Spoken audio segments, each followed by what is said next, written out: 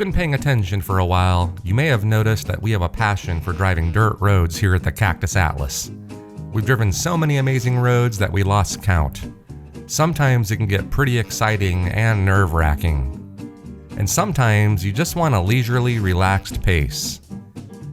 This is where I found our national parks do a very good job at providing off-pavement experiences that can be completed by most vehicles today, making dirt road driving accessible to all. Today we're going to share 3 amazing and easy dirt road drives in 3 parks.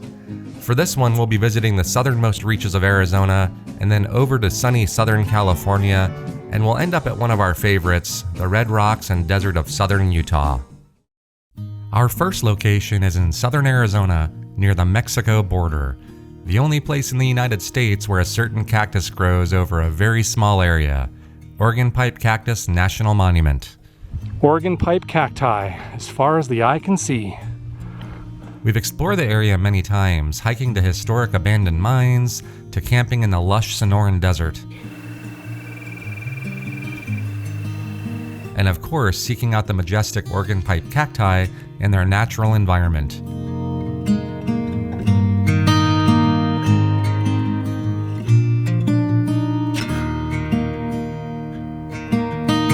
And on this day, we added a dirt road drive through the park to the list, the Ajo Mountain Drive. We figured that on this educational drive, we'd certainly come across an organ pipe cactus or two, wouldn't you think? You're really getting good looks too, by the way, of the organ pipe up here and where they like to live. So the first thing you're going to want to do is grab an Ajo Mountain Drive guide from the Chris Eggle Visitor Center. The journey today starts outside the Chris Eggle Visitor Center here at Organ Pipe. And we will consult this guide along the way for information. From there, the start of your journey is right across the road, where at the gate, you're instructed to reset your trip odometer. Alrighty, so let's start this Ajo Mountain Drive. We're heading back that way towards the mountains somewhere. There are stops in the guide that correspond to various mile markers all along the loop that educate you on the flora, fauna, and geology of the Sonoran Desert. One example is a stop that educates you about the mighty saguaro cactus.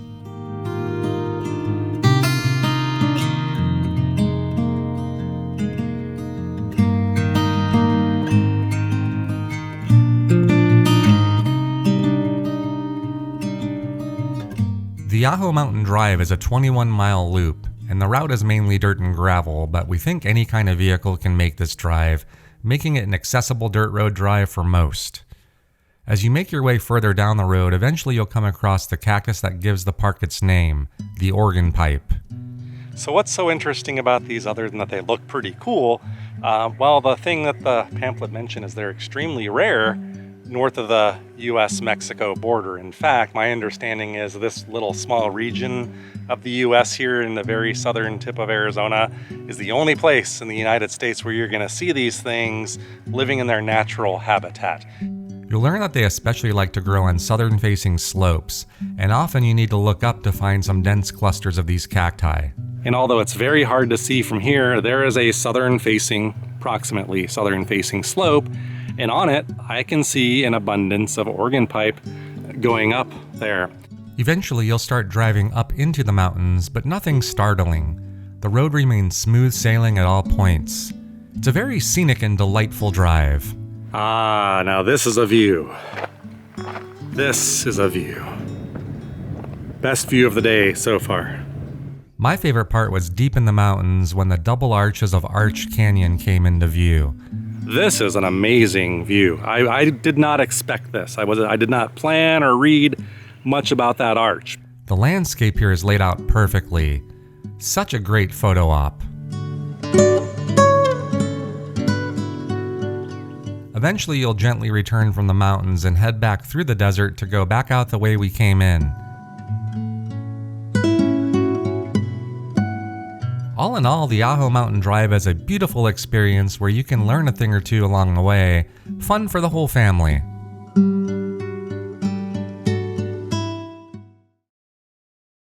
This next one takes us to the Mojave Desert of California and the land of iconic Monzo granite boulders, Joshua Tree National Park. We've explored much of Joshua Tree National Park in our time. We've hiked out to several historic mining points of interest. What a cool, amazing thing here. We've done the touristy things. Ladies and gentlemen, Skull Rock. But one thing I have never done was an off-pavement drive through the amazing landscape. And just like Ajo Mountain Drive, this one comes with some education too, if you want it.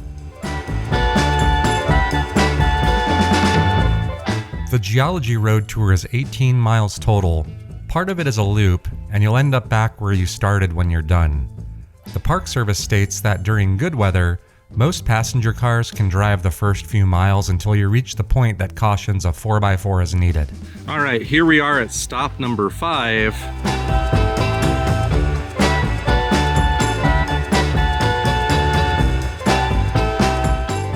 Okay, so pretty much the same drill as before. Head to the starting point of the drive. Check. Reset the trip tick to 0. Check. Hey now. Have a copy of the Geology Tour drive info. Check. With the weather looking good and plenty of food and drink on board, I headed down the road. In short order, you'll encounter plenty of the landscape Joshua Tree is known for. But you can see all sorts of like rock piles. It's a really good vantage point where you see them all over, pile after pile of varying sizes. The Geology Tour guide will teach you how the boulders form, for example, and much, much more. Now the third and final thing I recall that's the most interesting of all, and it's been driving me nuts, are these strange lines that cut right through. Apparently as the cooling process happened and cracks were forming underground, other molten lava was able to get in the cracks, and I think there's slightly different material, but the name of what this feature is, those are called dikes. As you drive further in, you'll learn more stop by stop. There we go. I think that one right there in kind of in the center is what the literature is talking about. Earth or wet soil contributed to mineralization, and that line you see in basically different rates of erosion. And you'll often have some great photographic opportunities, so don't rush and feel free to stretch your legs from time to time.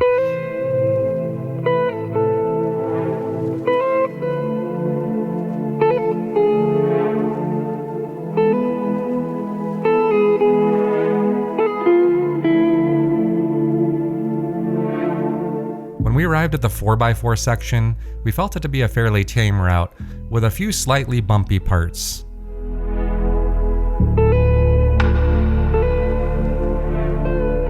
Once we closed off the loop, we headed back up the road we began on, giving us an opportunity to admire the landscape again, but now from different angles.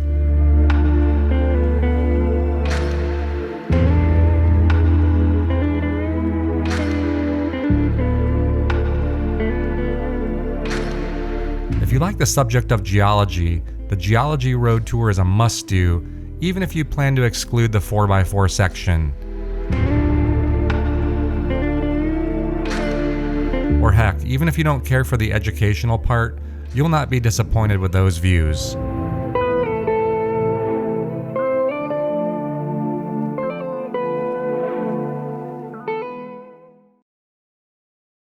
We saved our favorite for last.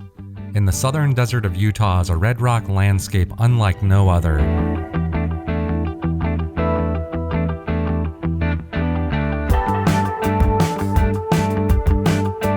Capitol Reef National Park is one of Utah's Big 5 parks and has some of the best off-pavement opportunities out there.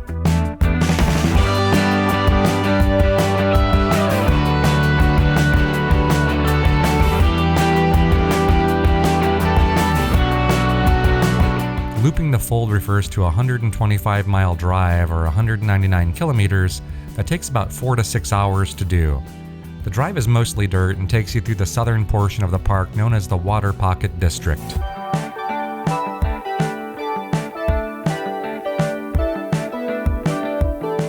According to the National Park Service, this route is normally passable for passenger cars, but bad weather can change that quickly, so be sure to check in with a ranger before you get started. We recommend purchasing the Loop the Fold guide at the visitor center before heading out. It talks about the route, and it basically has stops notated by mile markers that we're gonna keep track of ourselves. It's a cheap quality publication that can also serve as a good souvenir when you're done. And speaking of getting started, just like our other drives today, let's go to our starting point, the visitor center, and set our trip odometer to 0.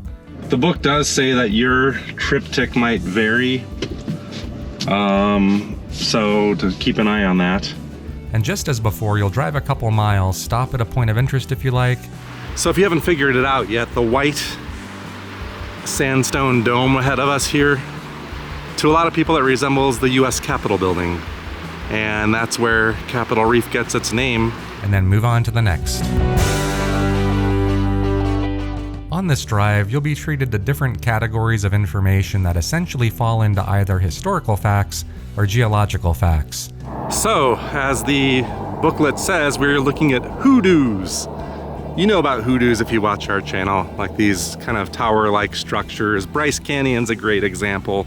There are also some trailheads and hikes you can do along the way too if you like, although we didn't. We love learning about the history of an area, and on the Loop the Fold drive, you'll learn much about the indigenous people that have called this place home for centuries. So the people that did that were contemporaries of the Anasazi, or the ancestral Puebloans, i.e. the people that built Chaco Canyon. As well as later pioneers like the Mormons who settled the area to farm. This is the Bihunan cabin, which is a one-room cabin built in 1882, and he had a family of 11. As you can see here, 11 of their 13 children, I should say. When you eventually hit pavement again as part of the drive, one of the stops is actually a small museum where you can see the remnants of an ancestral Puebloan village. This is really neat. I'm guessing these people were very, very short. The next category of things to learn about on the drive is the geology of the area, and boy is there a lot to learn about.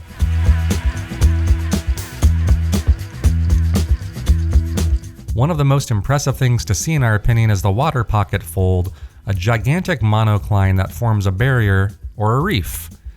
The largest monocline geologic feature, I think it's 90 miles long in the world, I think it was. You'll get a sense of how difficult these formations were to navigate for early pioneers when you drive up the historic Burr Trail and get to cut straight up the fold through many switchbacks.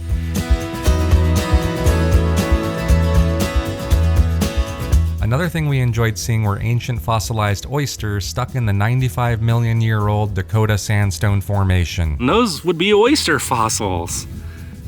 I'm pretty sure, right? You see those? There's way too much to cover in a short video like this. All in all, you'll get a fun dirt road drive out of this one with too many landscape photo opportunities to count. It makes for a great day of touring a large section of this park. Looping the Fold was definitely our favorite off-pavement drive of any national park last year, and we look forward to returning one day to explore the stuff we missed.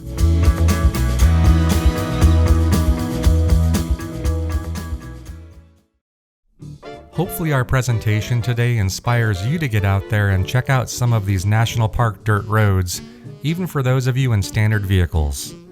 And if we got your attention, we'd like to point out that today's video is derived from 4 long format videos where you can see the drives in complete detail. Between the 4 videos, that's almost 3 hours worth of content for you to get really immersed. A bingeable treat for those who have yet to see them. We'll put links to each in the description section. Of course, be sure to subscribe to the Cactus Atlas to stay on top of future adventures, or explore our extensive back catalog for many travel ideas like this one. Thank you for exploring some of our nation's best dirt road drives, and we'll see you on the next adventure.